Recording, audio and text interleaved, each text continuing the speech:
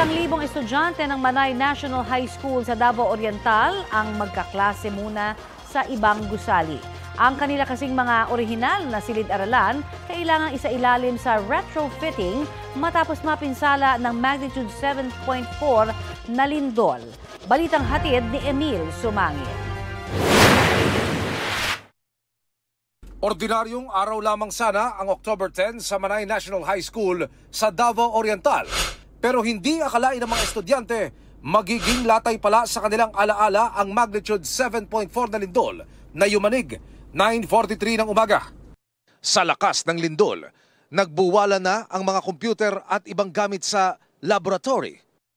Sa isa pang silid, may mga estudyanteng nag-duck, cover and hold pero kumaripas din ang takbo paalis, sabay ng isa-isang pagbagsak ng mga gamit sa loob.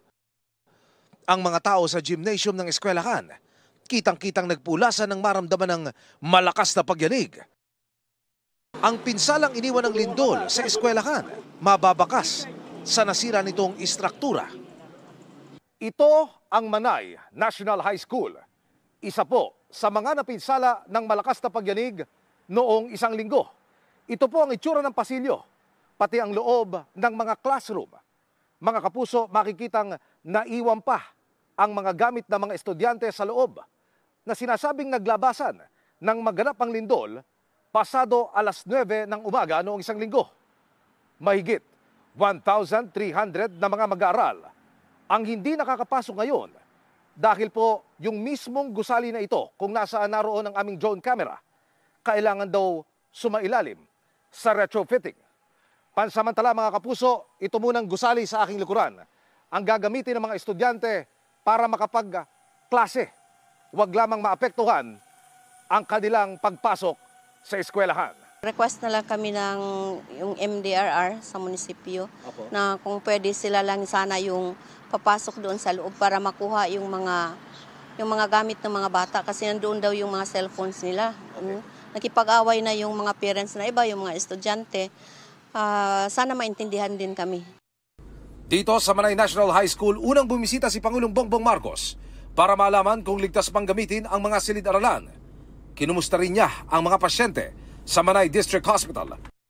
Isa pa sa napadapa ng magkasunod na lindol sa Manay, Davao Oriental, ang rectory ng San Ignacio de Loyola Parish. Mga kapuso, yung rectory, ito po yung silid tulugan, ito yung tiraan ng ating mga pare dito sa parokya.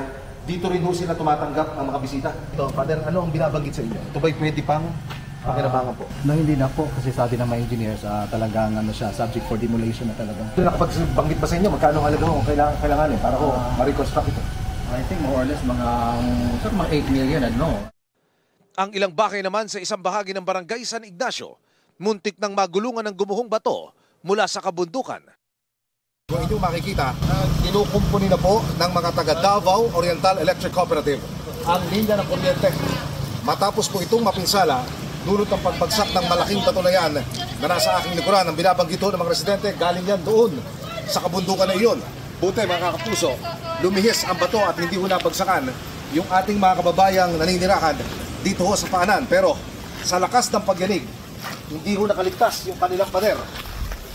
Bumagsak ho yung bahagi ng pader na kanilang bahay dito ho sa kanilang bakuran. Na time po na yun, nandun po kami sa loob, and then paglabas po agad, lumabas po agad kami kasi napakalakas po talaga. And then natakot po kami, baka po mahulugan kami ng kung ano doon sa loob. Ilang minuto po ay bumagsak agad yung malaking bato ron. Buti na lang po hindi tumama rito sa amin kasi prone po talaga rito ng malaking bato. Maging ang opisina ng DENR Senro Manay napuruhan. Yung isang building namin sa admin building namin is hindi na hindi na operational. So ang ibang naka-office dito inilipat namin doon sa isa naming building. May nararamdaman pa rin ho ba kayong mga aftershock? Mayroon pa rin sir kami nararamdaman ngayon. Nagtungo rin si Pangulong Bongbong Marcos sa bayan ng Tarragona. Kinumusta niya ang mga residenteng nananatili muna sa mga tent sa municipal grounds. Ayon sa Malacanang, halos 300 milyong pisong halaga ng tulong ang ilalaan para sa mga napinsala ng lindol sa Davao at Caraga regions. It's up to the LGU kung paano nyo gagamitin. Mas alam ninyo kaysa sa amin ang pangangailangan dun sa area ninyo. Emil Sumangil, nagbabalita para sa GMA Integrated News.